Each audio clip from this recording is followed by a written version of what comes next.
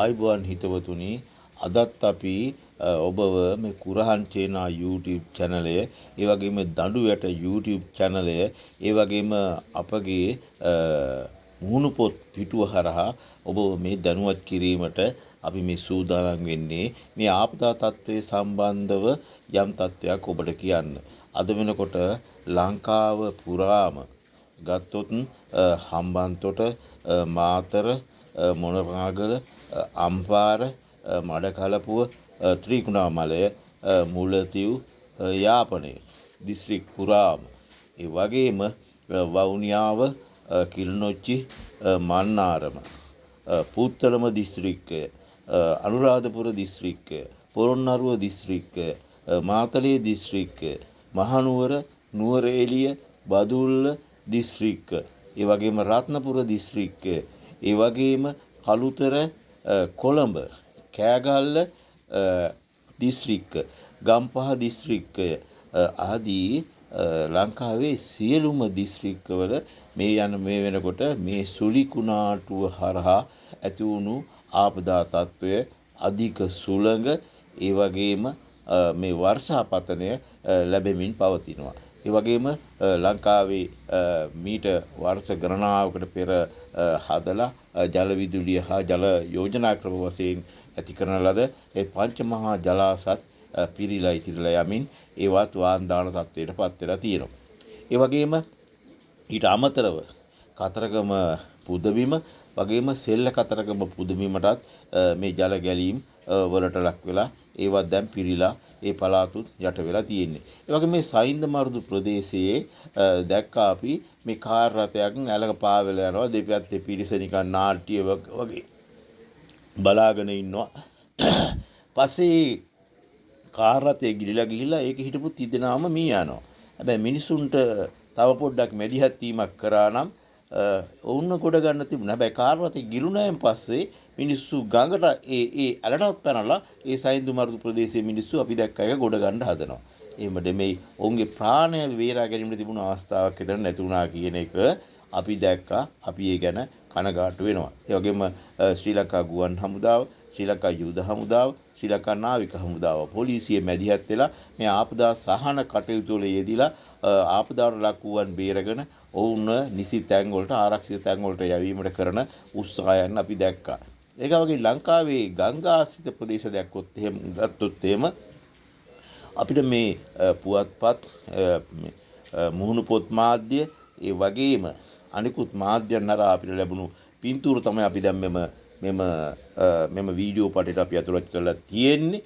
ඉතින් ඒ අනුව අපි මේ කියන්නේ ගංගා ආශ්‍රිත ගංගා ද්‍රෝණී ආශ්‍රිත ප්‍රදේශ දැක්ගත්තොත් එහෙම දැදුරු ආශ්‍රිතව කලා වැව වාන විවෘත කිරීමත් සමග කලා ඔය ආශ්‍රිතව ඒ වගේම අනුරාධපුර ප්‍රදේශයේ ඒරුවැව වාන් දොරටු විවෘත කිරීමත් සමග මාමිනියා ඔය ආශ්‍රිතව ඒ වගේම මහවැලි ගඟ පිටාර ගැලීමත් එක්ක මනම්පිටිය පොල්ගොල්ල මහනුවර පෙරාදෙණිය ආදී ඒ ප්‍රදේශත් එක්ක ඒකම නැගෙනහිර පළාතේ එහෙම නැත්නම් ඌව පළාතේ පහළ මොනරාගල මැණික්ගඟ ආශ්‍රිත වෙහෙරගල ජලාශය සහ ඒ අනිකුත් ලුණුගම් වෙහෙර ජලාශ වාන් දැමීමට පටන් ගැනීමත් එක්ක හම්බන්තොට ප්‍රදේශය, ලුණුගම් වෙහෙර ප්‍රදේශය, කතරගම ප්‍රදේශය, ඒ තිස්සමහාරාම ප්‍රදේශය, ඒ ප්‍රදේශත් මේ වෙනකොට යම් යම් ජල ගැලීම් තත්ත්වයන්ට පත්වෙමින් පවතිනවා. මේ ගැන හොඳට අවබෝධයෙන් සිටින්න ඕනේ. උදෑසන අපට ආපදා කළමනාකරණ මධ්‍යස්ථානයේ වගේම කාලගුණ විද්‍යා දෙපාර්තමේන්තුවේ මහතුන්ගේ සාකච්ඡාවන් වලට අපි අහුම්කන් දුන්නා මේ දෙරණ මාධ්‍ය ජාලය හරහා. එහිදී පැහැදිලිව කියවුනේ මේ වෙනකොට ගිංගඟ සහ නිල්වලා ගඟ හැර අනිකුත් ගංගාවල මේ ජල මට්ටම් ඉහළ යමින් පවතිනවා. ඒ නිසා ගඟ දෙපස ද්‍රෝණිය වල පහළ ද්‍රෝණිය වල ජීවත් වෙන ජනතාව අවබෝධයෙන් සහ අවධානයෙන් මේ සම්බන්ධයෙන් සිටින්න ඕනේ වහාම ඉවත් වීම සිදු වෙන්නට ඕනේ කියන එක. ඒත් එක්කම කියන්නට ඕනේ බදුල්ල දිස්ත්‍රික්කය, නුවරඑළිය දිස්ත්‍රික්කය, මහනුවර දිස්ත්‍රික්කය සහ මාතලේ දිස්ත්‍රික්කයත් කෑගල්ල දිස්ත්‍රික්කයේ ඇතැම් ස්ථානවල නායාමකට ලක්වීමත් එක්ක මේ වනවට 70කට ආසන්න ගණනකගේ ජීවිත අහිමිවීම වලට ලක් වෙලා තිනවා. දේපොළ විශාල ප්‍රමාණයක් නැති වෙලා ගිහින් තිනවා. ඒ වගේම ඒ ගැනත් අපි ඔබට දැනුවත් කරන්න ඕනේ ඒ ජීවිත සහ දේපොළ හානිවීමට ලක්වීම සම්බන්ධයෙන්. ඒ වගේම ඒ දේපොළ හානිවීම සහ ඒ ජීවිත හානිවීම සම්බන්ධව ආපදා කරුණාකරන මධ්‍යස්ථානීය මැදිහත්ව ආණ්ඩුව විසින් ඒ සඳහා යම් ප්‍රමාණිකව ඔවුන්ට යම් විදිහේ ආධාරයක් උපකාරයක් කිරීමට කටයුතු කරමින් තිබෙන බවත් අපිට දැනගන්නට ඇති ලැබුණා. දැන් මොහොතකට පෙර රුපියල් ලක්ෂ 25ක මුදලක් සම්පූර්ණයෙන් හානි වූ නිවසක් කරාත් අර්ධ වශයෙන් හානි වූ නිවසක් සඳහා ඒ සම්බන්ධයෙන් තක්සේරු කර ඒ පිළිබඳව ඒ තක්සේරු අනුව කටයුතු කිරීමට සිදු වෙන බවත් ඔවුන් විසින් කියනු ලැබුවා. මේ තත්ත්වය රට තුල පවතින්නේ මෙහෙමයි. ඒත් එක්කම මේ කළුගඟ සහ කැලණි ගඟ දැන් ඉහළ ප්‍රදේශවලට වර්ෂාපතනය වැටිලා වර්ෂාපතනයෙන් ලැබුණා වූ වතුර මේ කැලණි සහ කළුගඟ වලට දැන් එකතු වෙලා ඒවා දැන් පහළට එන අවස්ථාව. දැන් මුහුද කරා කැලණි ගඟ මෝදරිනුත් කළුගඟ කළුතරිනුත් මුහුද කරා යන මොහොතේ මේ අවසාන කා වෙනකොට ඉතා විශාල ජල කඳක් එක්ක තමයි එන්නේ. ඒ කියන්නේ මේ හොරණ ප්‍රදේශය, ඉංගිරිය ප්‍රදේශය ඒ කළුගඟ ආශ්‍රිත ප්‍රදේශවල පහළ ප්‍රදේශවලට එනකොට ඒ ප්‍රදේශات තව සමහර අවස්ථාවකදී විශාල ජල ප්‍රමාණයක් එක්ක આવොත් ඒ ප්‍රදේශات සමහර වෙලාවට යට වෙලා ඒ ජනතාවටත් හානි වෙන්න පුළුවන්. ඒ නිසා ඒගොල්ලොත් බොහොම අවධානයෙන් ඉන්න එක වඩාත්ම හොඳයි. මොකද කළුගඟ ඉහළ කුකුලී ගඟ ව්‍යාපාරයේ වේල්ල තියෙනවා. සමහරකට ජල අධික තත්ත්වයක් පතුරොත් ඒ වේලත් විවෘත කිරීමක් සිදු වෙන්න පුළුවන්. ඉතින් ඒ නිසා ඒ පිළිබඳව අවධානයෙන් ඉන්න ඕනේ. කැලිගඟ ඉහළත් එහෙමයි. කැලිගඟ ඉහළත් අධික වර්ෂාපතනයේ නුවරඑළිය දිස්ත්‍රික්කයට මෙන්ම සබරගමුව පළාතේ රත්නපුර දිස්ත්‍රික්කයේ ඉහළ ප්‍රදේශවලට අධික වර්ෂාපතනයක් වැටුනොත් කැලිගඟ දැනටත් මේ වන විටත් ගම් වතුර තත්වයට කඩුවෙල ප්‍රදේශයේ සහ ඒ කැලිගඟ මිටියාවත ප්‍රදේශ යටත් වෙලා තිබෙන බවත් මේ වෙනකොටත් මා දැක්කා පින්තූර රාමුවක් තිබෙනවා මේ සේදවත්ත ප්‍රදේශයේ ඒ සේදවස්ස කළුපාලම අසල ඒ ජල මාපකයත් එක්ක සේදවත්ත ප්‍රදේශයේ යම් පිරිස් දැනටත් ජලයෙන් යට වෙලා ඉන්න බව ප්‍රකාශ කරන ආකාරය. ඉතින් මේ ආකාරයට කොළඹ එවැනි නිවාස කුඩා නිවාස විශාල ප්‍රමාණයක් මේ පහත් බිම් වල තිබෙනවා. මේ අයගේ ජීවත් වීමේ අරගලයේ යෙදෙන මිනිස්සු මේ අයගේ ජීවත් වීම නිසි පරිදි කරන්නට නම් ඔවුන්ට යම් ආහාර පාන ලබා දීම සඳහා උත්සුක වෙලා කටයුතු කිරීම සිදු වෙන්නට ඕනේ කියන එකත් අපි මේ අවස්ථාවේදී මතක් කරන්න ඕනේ. ඒ අයට නැතිනම් ජීවත් වීමේ හැකියාවක් ඇත්තරම නැති වෙනවා. තම නිවාසත් නැතුව ඔවුන් ආරක්ෂිත ස්ථාන වලට යවලා ඒ කටයුතු වල යෙදෙන එක වගකීමක් වශයෙන් ඒ කටයුතු වල සිදුවේවි කියන එකත් අපි බලාපොරොත්තු වෙනවා. ඉතින් මේව ගම් වතුර තත්ත්වයක් එක්ක මේ ජීවිත හානි වෙලා තියෙන මේ ආවේ. ඉතින් මේ තවත් එක ප්‍රවෘත්තියක් දැක්කමම මේ කලා ඔය පාලම උඩ බස් රථයක් හිර වෙලා තියෙනවා. ඉතින් බස් රථය හිර වෙලා තියෙන්නේ මේ බස් රථයේ මේ කුමන ප්‍රදේශයක ඉඳලා කුමන ප්‍රදේශයකට ධාවනය යුතු බස් රථයක්ද? ඇයි මේ ආකාරයට මෙච්චර කලා වැවේ වාන්දොරටු විවෘත කරාන් පසුව මේ කලාඔය හරහා විශාල ජල කඳක් ගලාගෙන යනවා.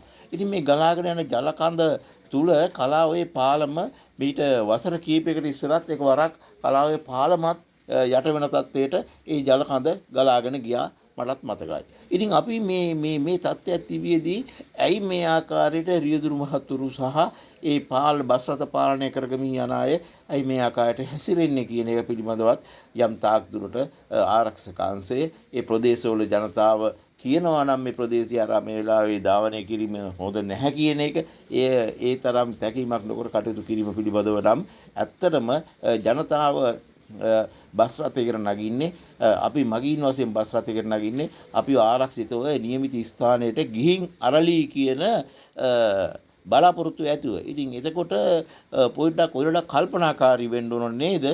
මේ වගේ අවස්ථාවක තමන් ගමනාන්තය දක්වා තමන්ගේ පිරිස් තමන් සමග යන පිරිස් එකතු කරගෙන යන බස් රථයේ රියදුරු සහ කොන්දුස්තර මහතුන් කියන එකත් අපි කියන්නට ඕනේ. ඒ වගේම පුද්ගලික ගමනක් ගිය බස් රථයක් නම් ඊට වඩා ඒ ගමන එක්කන් ගියපු අයත් ඒ පිළිබඳව කල්පනා කරන්න ඕනේ කියන එකත් අපි කියන්නට ඕනේ. මේ වෙනකොට ආරක්ෂක මූලස්ථානයේදී ඒකාබද්ධ ආපදා කළමනාකරණ මණ්ඩලය රැස් වෙලා ඒ සම්බන්ධයෙන් සාකච්ඡාකුත් දැන් පැවැත්වුණා. එහිදී ගත්ත තීරණ කීපයකුත් තමයි අපි ඔබට කිව්වේ. එහිදී ශ්‍රී ලංකා නාවික හමුදාව, ශ්‍රී ලංකා ගුවන් හමුදාව, ශ්‍රී ලංකා යුද හමුදාව වගේම පොලිසිය, ආපදා කළමනාකරණ මධ්‍යස්ථානය, වාරි මාර්ග දෙපාර්තමේන්තුව, ඒ වගේම හදිසි ආපදා මධ්‍යස්ථාන ආදී සියලුම අය එකතු වෙලා මේ කටයුතු වල යෙදිලා මේ ජනතාවට සාන සැලසීමේ යෙදිලා සිටිනවා. නමුත් තාම අවසන් වෙලා නැහැ ඒ පැවති තත්වය කියන එක කියන්නට ඕනේ. අද උදෑසන ලැබුණ සහ දහවල් කාලේ ලැබුණු තොරතුරු අනුව මේ වෙන විට දකුණේ සිට පටන්ගත් සුලිකුණාටුව ක්‍රමයෙන් මඩකලපු ප්‍රදේශයට කිලෝමීටර 50ක් පමණ ඈත දෙසින් සිටිලා වයඹට බරව උතුරු දේශයට ගමන් කරමින් තිබෙනවා කියලා කියන්නේ. එතකොට ක්‍රමානුකූලව මඩකලපු ප්‍රදේශය සහ ත්‍රිකුණාමල ප්‍රදේශය අතර භූමි ප්‍රමාණ තුලින් බොහෝ වෙලාවට දිවයිනට ඇතුළට දිවයින හරහා තමයි උතුරින් පිට වෙලා ගොස් තමයි උතුරෙන් පිට වෙලා ගිහිල්ලා ඉන්දියානු වෙරළ තීරය දක්වා මෙම සුලිකුණාටුව ගමන් කිරීමේ හැකියාව තියෙන්නේ කියන එක එම රූප රාමු බැලුවාම අපිට යම් දෙයක් කීමේ හැකියාවක් ඇති වෙනවා. ඉතින් ඒ සම්බන්ධයෙන් කියන්න ඕනේ ඒ නිසා රට පුරාම ජනතාව බොහොම ආරක්ෂිතව ඉන්න ඕන. ඉතින් ඒ වගේම මේ සුලිකුණාටුව රටට ඇතුල් වෙලා ගමන් කරන අවස්ථාවේදී මධ්‍යම කඳුකරේ නැගෙනහිර ප්‍රදේශයේ මේ වෙනකොට අපට දැනගන්නට තිබෙන තොරතුරු අනුව කියන්න ඕනේ මේ වෙනකොට කඩුවල, සීතාවක, කොළොන්නාව, කොළඹ උතුර කියන මිටියාවත් ප්‍රදේශ කැලණිගඟේ, ඒ වගේම වත්තල, කැලණිය කියන ප්‍රදේශ ගම්පහ දිස්ත්‍රික්කයේ කැලණිගඟ මිටියාවත අසල ප්‍රදේශ මේ වෙනකොට ජලයෙන් යටවීමට ලක්වෙමින් පවතින බව දැනගන්නට ලැබෙනවා. ඒ ප්‍රදේශවල ජනතාවටත් ඒ සහන සේවා සැපයීම් මේ වෙනකොට සිදුවෙමින් පවතිනවා කියන එක අපි කියන්නට ඕනේ. ඒ වගේම මේ සුලිකුණාටුව රටට ඇතුල් වෙලා යනකොට මධ්‍යම කඳුකරේ නැගෙනහිර ප්‍රදේශයත් සමග ගැටීමක් ඇති වෙනවා. ඔය ඇතුල් වෙන ප්‍රදේශات එක්ක ඇතුල් වෙලා ඊළට යනකොට. එතකොට ඇති වෙන්නා වූ වර්ෂා තත්ත්වයන් පිළිබඳවත් ආපදා කළමනාකරණ මධ්‍යස්ථානයේ සහ කාලගුණ විද්‍යා දෙපාර්තමේන්තුව ඉදිරියේදී දැනුවත් කිරීමක් විශේෂයෙන්ම කරයි කියලා අපි බලාපොරොත්තු වෙනවා. ඉතින් ඒ වගේම අනුරාධපුර දිස්ත්‍රික්කයේ නොච්චිකුලම වැව් කණ්ඩිය කඩාගෙන ගිහින් තිනවා. එම වතුර මහකනදරා වැවට මිහින්තලේ මහකනදරා වැවට තමයි ඊට පසුව එන්නේ. කුඹුරු අක්කර ගණනක් විනාශ වූ බවට වූ දැන්වීමකුත් අපි රූපරාමකුත් අපි දැක්කා. ඊළඟට අපි දැන් ඉස්සෙල්ලා කිව්වා ඒරුවව මාමිනියා ඔය ගැන. ඒ ඔය හරහා එන වතුර ඇවිල්ලා නාචදුව වැවට, ඒ වගේම ගල්කුල්ම වැවට එකතු වෙනවා. ඊට පසු එම වැව් වලින් පාත් වෙන වතුර ගලාගෙන ගිහිල්ලා අනුරාධපුර නුවර වැවට එකතු වෙනවා. නුවර වැවෙන් ඊට පසු තමයි ඒවා මල්වතුවට නැවත එකතු වෙන්නේ. ඉතින් විශාල ප්‍රදේශයක් අක්කර ගණනක මේ ජල ප්‍රමාණයක් අල්ලන වැවක් තමයි මේ වසබ රජු විසින් අතීතයේ කරලා තියෙන ඒරුවව ජලාශය. ඉතින් මේ ඒරුවල ජලාශයේ ජලය මේ ආකාරයට පැමිණිලා නුවර වැව, නාචදුව වැව වලට එකතු වුනහම ඇති වෙන්න පුළුවන් යම් තත්වයක් අනුරාධපුර නගරය සහ ඒ ආවට ප්‍රදේශ වලත්. ඉතින් ඒ ගැනත් අපි යමක් දැනුවත් වීම සඳහා, ජනතාව දැනුවත් වීම සඳහා, ඔබ දැනුවත් වීම සඳහා මතක් කරන්නට ඕනේ. ඉතින් මේ තත්ත්වය මෙහෙමයි. ඒ තිබිද්දී තවදුරටත් මේ වර්ෂාපතනය දිගින් දිගට පවතිනවා.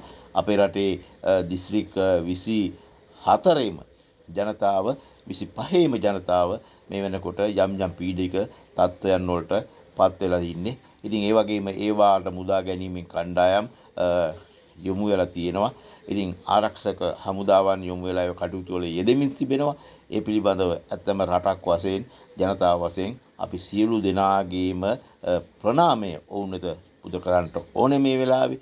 ඒත් එක්කම මේ ජලාශ සහ මේ ජලාශ මිටියාවත් වල ජීවත් වෙන අය බොහොම කල්පනාවෙන් ඒ වගේම අවධානයෙන් යම් දෙයක් සිදු වෙනවා නම් වහම ඉවත් වීමට තමන් සහ තමන්ගේ අයත් සමග ඉවත් වී තමන්ගේ ජීවිත ආරක්ෂා කර ගැනීම සඳහා ඒ කටයුතු වලට බලාපොරොත්තුවක් දෙමින් ඉන්න ලෙස විශේෂයෙන්ම වාරිමාර්ග අධ්‍යක්ෂකතුමත් අද උදෑසන ඒ රැස්වීමට සහභාගී වෙන්න කියනවා අපිට ඇහුණා. ඉතින් තමුන්නාසලා සිළු දෙනාටම සුබ දිනයක් සුබ කාලයක් ආපදා වලින් තොර කාලයක් උදා වේවයි කියලා අපි අපේ කුරහන් චේනාතා දඬුවට YouTube channel හරහත් අපගේ මුණුපොත් පිටුව හරහත් ප්‍රාර්ථනා කරමින් ඔබ සැමට සුබ දිනයක් නැවතත් ප්‍රාර්ථනා කරමින් අපි නිහඬ වෙනවා. බොහොමත්ම ස්තුතියි.